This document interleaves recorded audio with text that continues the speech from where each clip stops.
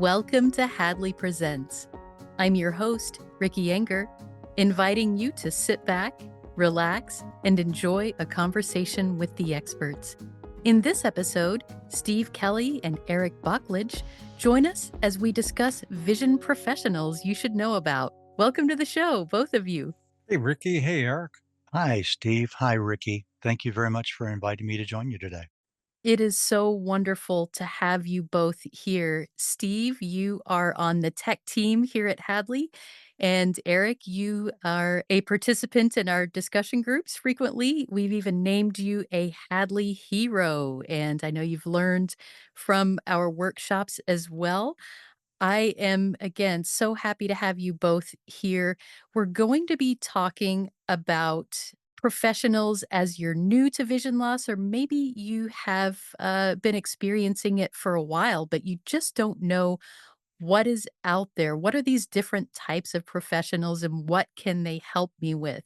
And I thought the both of you would be perfect to talk about this because you have experienced this from both sides, so to speak. So you've been the person who's new to vision loss and you're out there learning what's available to help you.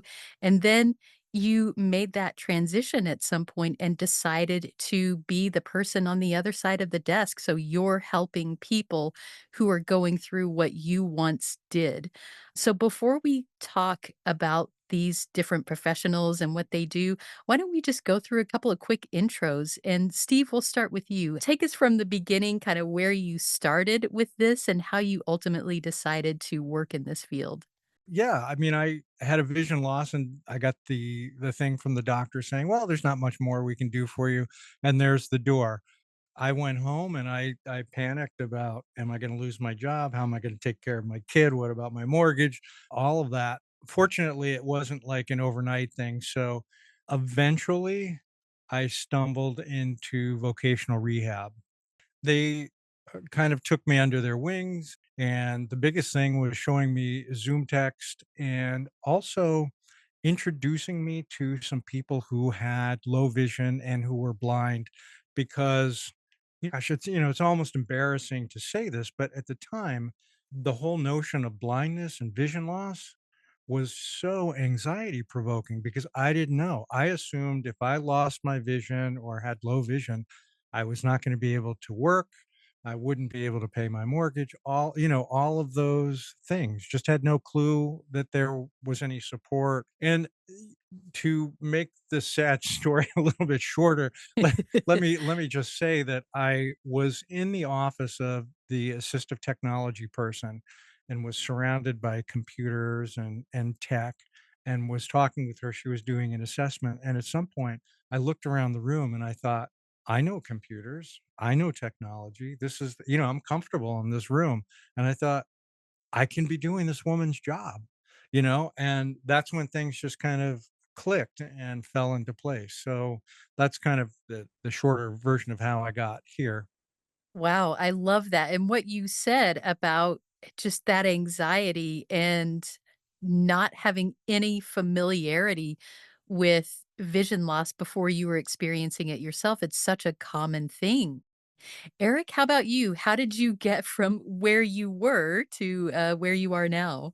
My story is a little bit different from that in that my vision challenges really started in my mid 40s.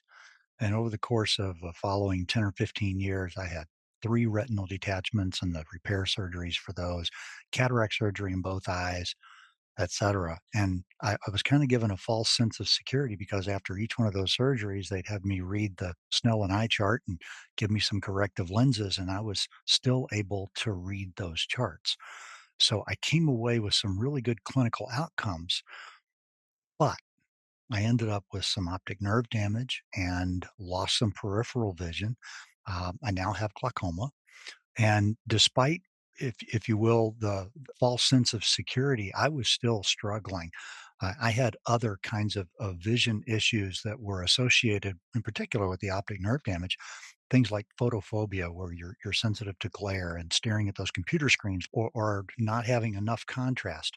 And I was fortunate enough to get a referral to a low vision clinic, and one of the first things they did was to prescribe for me to wear dark glasses all the time, because those dark glasses are tinted in such a way that they help me to deal with both the glare and improve, if you will, the lack of contrast. They give me some sensitivity to contrast that I wouldn't otherwise have. And I ended up in a situation where I contemplated retirement after a 40-year business career, but then I decided, you're not going to be comfortable doing that. You need to find something. So I now have a new sense of purpose, and that's vision rehab. And after a 4-decade hiatus away from, if you will, academia, I went back to grad school. I'm now studying to become a certified vision rehab therapist and a certified assistive technology instructional specialist. Long words, but bottom line is that I'm currently studying so that I can become someone who can work with others who have vision rehab needs. And in the meantime, not only have I learned a lot of things that I can use to assist them, but it's stuff that will continue to help me as my own vision journey continues. Yeah, what a great benefit. You're learning to help people, and in that process, you are learning things for yourself as well. Whether you maybe went into that intending that or not, it is a nice bit of icing on the cake. So, we've used this term a couple of times. We've said vision rehab or vocational rehab, and we never really talked about exactly what it is. And people, when they think rehab, they might be like, oh, yeah, I went to the rehab facility after I had my knee replacement and we did physical therapy and whatever. So is this a thing to make my eyes stronger? What what are we talking about when we say vision rehab? What is it? What is the purpose of it? And kind of what all does it encompass? So to me, vision rehab is all about helping people to adjust and cope with what their remaining vision may be, regardless of what that is. Because some people end up with very severe blindness, and others have other low vision related symptoms and implications. And we initially meet with people and we talk to them and find out what are the parts of their lives that they're having difficulty with and trouble with. And then we work with them to find ways of modifying what they're doing or how they're doing it in order to let them continue to be able to do all the things. Let me retract, not all the things, but many of the things that they want and need to do. We can help with a lot of the other day to day activities and doing everything that they might need to do throughout their daily lives. Eric, you're exactly right. I think about it in terms of function. There's a bunch of research out there that shows that when we lose one of our major life functions, that could be driving, it could be reading, it could be anything, recreation, whatever. When we start losing one or two of those biggies, there's a really good chance. I think the chance is like 30% that we'll fall into a clinical depression within a couple of months. And I feel like the vision rehab therapist or anybody in our profession, what we do is we get in there and we try to figure out some way to get that person back to accomplishing those goals in a slightly different way. And that's the importance of vision rehab, I think, And it may take them longer to do what they used to do, and they for might have to sure. take more care about the way they do it, but they're still able to accomplish much of what they wanted to do and need to do. Yeah, I think that's so important. So many people who are new to vision loss, you may be feeling, I'm the only one who is dealing with this. I don't know anyone else who's had a vision loss. Anything I have picked up might be a negative stereotype that really has no basis in reality. So we know that people are feeling that anxiety that you talked about. How am I gonna pay my mortgage? How am I gonna take care of my kid? All of these things. So, I think that knowledge is power, and if we know, "Okay, who do I go to and what do they do?" That helps a little bit to solidify some of those things, and you get those answers to, "How will I do this or that or the other thing?" So, why don't we just take it kind of go down the line here and start when you walk out of that office and the doctor says there is nothing medically that we can do if you still have some remaining vision, who's the professional who's going to help you get the most out of how your remaining vision works? There is a there's a whole group of specialists, and I'm just gonna list them, and we can pick up on these later. But you have the vision rehab therapist that we've been talking about. You have the certified low vision therapist who sometimes works with the low vision doctor. You have the orientation and mobility specialist, and then you also have the assistive technology specialist.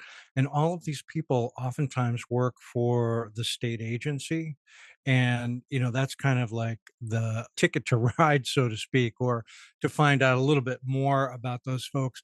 Absolutely.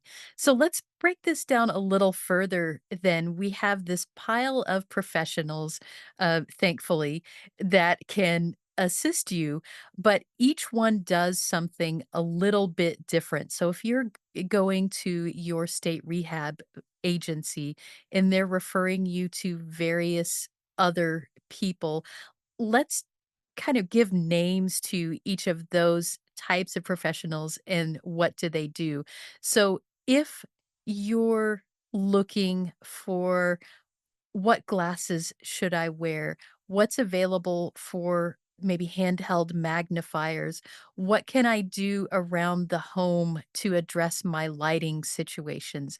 Who's going to be the best person to take on that? I'll jump in and say that in most of what you just described, the kind of generalist that's going to deal with the vision rehab needs is going to be a vision rehab therapist. And the acronym that goes with their little, the alphabet soup behind their name, if you will, is CVRT, which is for Certified Vision Rehab Therapist. Awesome. And then what about for those things that we often call them daily living skills? So the challenges that you face when you get out of bed in the morning, how do I figure out which clothes match and organize my closet? How do I pour my cup of coffee so that I don't burn myself or make a big mess? What about keeping my house clean? Things like that. Who is teaching those kind of skills? And I'm also kind of curious, how do people get those skills? Do people come to your home? Do you go to a center? What's the whole process there? That too, Eric, I think is the vision rehab therapist, and oftentimes they will come to your home, but you can also participate in like a center-based program. For example, the National Federation of the Blind, I think, has got several center-based programs that a person could go to if they were so inclined, and many local communities also have them through their vocational rehab. And I think a lot of it really depends on what the person is looking for and even perhaps the severity and suddenness of the vision loss. So again, it's one of those things that might come up during the assessment process. Right. What about for technology? And Steve, I'm finding it interesting because I think you have all of these initials after your name. You have CVLT and CVRT and all of this, and this next one too, talking about assistive technology. Who's helping with that? Well, that one's a really interesting one for me because I want to say traditionally that too has been like the vision rehab therapist or maybe the low vision therapist as well. Is there a difference between those two? There is. The low vision therapist, their certification has more to do with optical devices, not necessarily refraction of glasses. That's Mhm. the doctor for sure. But it has to do with optical magnification and stuff like that. So and they you may find them also specializing in some of the electronic devices as well. But it's one of those areas that kind of I think broke off of the vision rehab therapists. So you had people who were a little more comfortable, say, with technology, maybe than they were with the daily living skills like matching clothing or cooking or something like that. And now, as of the last, Eric, you'll have to remind me. I think it's like 3 or 4 years. There is that certification for the CADIS, the Certified Assistive Technology Instructional Specialist. It's a mouthful, but basically, they're the folks who are comfy with the technology. You're right, Steve. It's less than 10 years that there's been this little offshoot from the VRT scope of practice that includes the additional or more expansive assistive technology aspects of things. And I think that is partially in response to what's been going on in the real world. There's been an explosion of technology. 15 years ago, people wouldn't have had anywhere near the kind of technology in your pocket kind of thing that we have today with our smartphones, right? That sort of explosion in technology has really been a driver behind this new classification of specialist who's there for assistive technology. Because like you said, it's a different comfort zone than working with people to deal with day-to-day things such as their laundry and cooking and what have you. Yes, that makes a lot of sense, and not every person can be good at every single thing. You're gonna have people who are great at showing you some of these daily living things, and when it comes to technology, they're like, "Well, this is a necessary thing that I have to use. I don't feel great about it, and I certainly don't wanna teach it." So it's good that there are professionals who do that.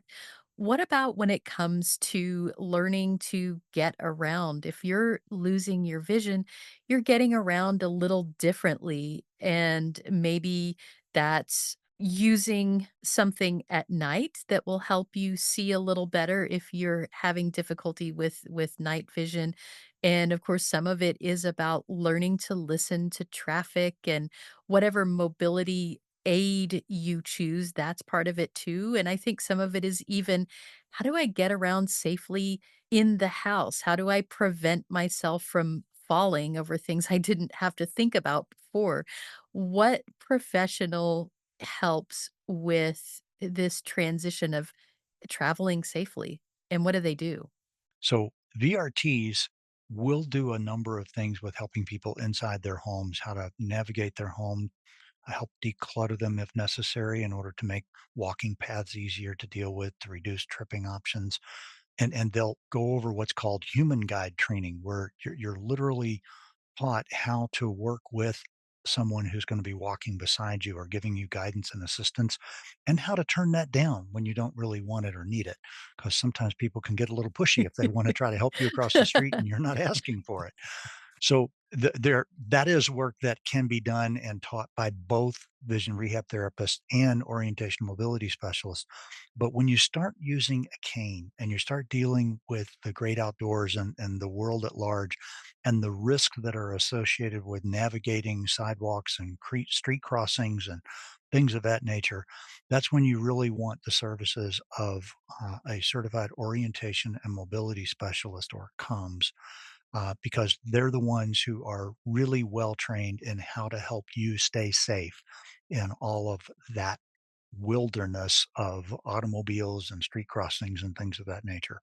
I just want to also say that, the orientation mobility specialist oftentimes shows up with a whole suitcase full of glare shields or sunglasses.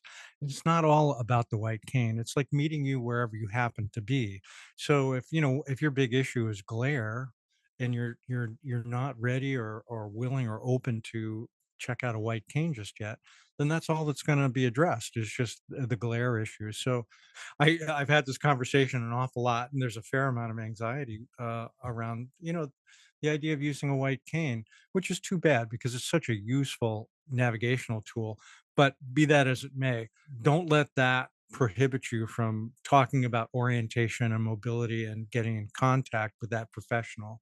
Yeah. One thing that I would add is that for those who are fortunate enough to live in a metropolitan area that has mass transit, a lot of the things that an orientation mobility specialist will do is to teach you how to access and understand those schedules, how to then use the available information that's out there, sometimes through a smartphone app and sometimes through other means, to know when are the buses running or what's the train schedule and how do I get from point A to B safely, despite the fact that I may have challenges with being able to see the signs or not be able to see them at all. They're really well suited to help an individual figure out how do I get there and what's the best way for me to get there, knowing that there are a number of options.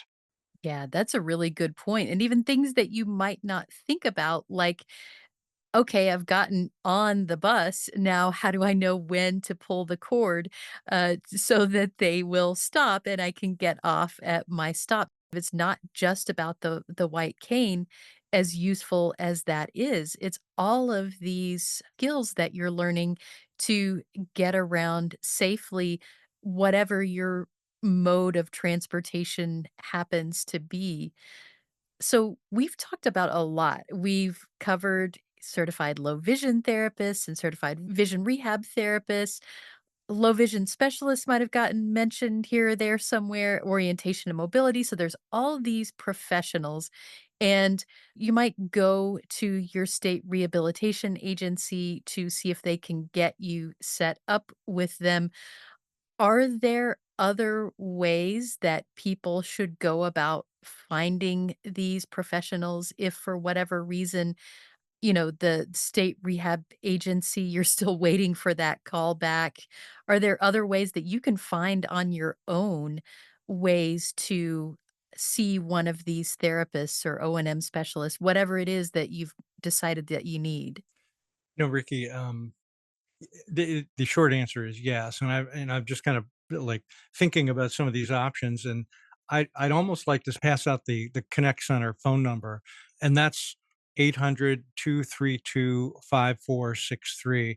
For somebody who just doesn't know where to go, I would suggest call that number, and chances are they'll probably direct you to your state's vocational rehab or unit on aging, or just call us here at Hadley, and we can do the same thing. And what's cool about the directory that we'll be using, that directory of services that Eric mentioned, is there's oftentimes a nice long list of other local agencies, usually nonprofits in the community, where you might find some of these professionals housed. These folks are not medical professionals per se. It really doesn't matter. They're oftentimes located in nonprofits. And the cool thing about that, Ricky, is that usually there's no cost or a low cost or a sliding scale, but it's not like you're going to have to pay a lot of money for these folks if you have to pay at all. So then looking for them in a nonprofit is the place to go. And then of course, coming to Hadley, we do have a lot of that training available as workshop series that people can take online or with their talking book cartridges or braille or large print, all kinds of different ways.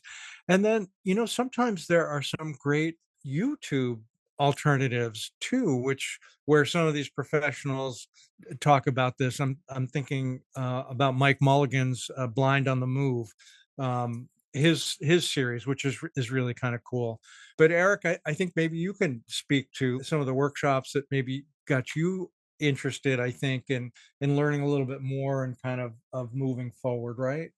Absolutely. My introduction to vision rehab came through Hadley, and the reality is even though, for example, I can't drive, I'm not legally blind, so I don't qualify for a lot of those state required functions or the state available functions. And there are a number of people who may fall into that no man's land like me. And Hadley is an absolutely phenomenal source for those snippets of information that help you figure out an easier or better way to do what you need to do. And they give you insights through these workshops that are they're curated by topic. So if you have a topical interest in how do I deal with preparing a meal, how do I deal with potentially fixing my phone so that I can hear what it's trying to say instead of trying to magnify it so large that I really can't see it. There's just a wealth and a breadth of information that's available in the workshops. There's podcasts like these that are very good. And then there's also the Hadley discussion groups. And that goes back to something you said early on in this conversation, Steve. People who are going through vision loss often have a sense of isolation and it's not just what am I going to do and how am I going to do it, but it's grief. It's loss of something that was a part of their life. And while these discussion groups that Hadley hosts are it's not like you're talking to a therapist, but you're talking with and interacting with others who are also going through vision loss. And the discussion groups have topics that are of interest to different people, whether we're talking about check it out, or whether we're talking about Hadley growers for people who like to garden, or whether we're talking about Book Nook for those who like to read and or listen now to their books. There's a variety of different discussion groups where you've got other people that are involved who get it and they understand, and they're somewhere along the same path that you're on. So Hadley is a phenomenal resource for being able to get some aspects of vision rehab available to you. And that's also important because there's a fairly limited number of people throughout the country that have these certifications that perform these services. And the population is generally aging. We've got more and more people that are entering those age brackets that happen to have vision rehab needs because all of a sudden their eyes aren't operating as well as they used to. They've got various conditions like diabetic retinopathy, or they end up having ocular degeneration. And those are age related from a standpoint of the more you age, the more likely you are to acquire those particular needs. So having resources to be able to get into sometimes can be a challenge because there may be waiting lists. When that's the case, Hadley is a wonderful source to help supplement all of that. That's wonderful, thank you, and, if there's a waiting list, people don't wanna say, "Well, I will just put my life on hold for the next 10 months until someone calls me back." They want to know immediately, "What can I do?" And so certainly at Hadley, you're going to find a wealth of information. There are other places. It's not just Hadley, although we're happy when you come to us. There are places like OE Patients. That's a blog with various articles about things of interest to those with vision loss. It can cover anything from the journey to deciding a white cane is right for you, or a list of technology phone numbers you should be aware of. So a lot of information there. Vision Aware, Eric, I think you mentioned that early in the show as well. The APH Connect Center, where you can call and get hooked up with professionals in your area. So a lot of resources, and we'll certainly have links to those in our show notes. This has been really informative and a lot of fun, actually. I appreciate how you have both shared aspects of things that you've dealt with and then ways that you're helping other people and professionals that are out there to do the same. Any final thoughts that you have before we wrap up? Steve, we'll start with you. My final thought is just to remind folks that they're not alone, as they go through this. There are a bunch of professionals out there. You can just give us a ring and we'll remind you or point you in the right direction. Absolutely. Eric, how about you? Well, my final thought is going to be along the lines that if there are others who feel that they want to explore this as a potential act two or three for them, don't just throw that by the wayside. If I can do it after a 4 decade hiatus from academia, then anybody can do it. And there are a number of programs that are out there that would welcome someone who has some lived experience to participate. So explore it, and maybe we'll include some information about that in the show notes as well. Yes, indeed. Wow, wonderful. Thank you both so much for sharing a little bit of your time with us and sharing your experiences. I've had a great time. I hope you have too. I'm so glad you could join us. Oh yeah, thanks for the opportunity. It's always great to chat with you and Eric. I love talking with you as well. Thanks. Yeah, thank you both. I greatly appreciate the invitation to join you. It's been an honor. Got something to say? Share your thoughts about this episode of Hadley Presents or make suggestions for future episodes. We'd love to hear from you. Send us an email at podcast@hadleyhelps.org. That's podcast at hadleyhelps.org. Or leave us a message at 847 784 2870. Thanks for listening.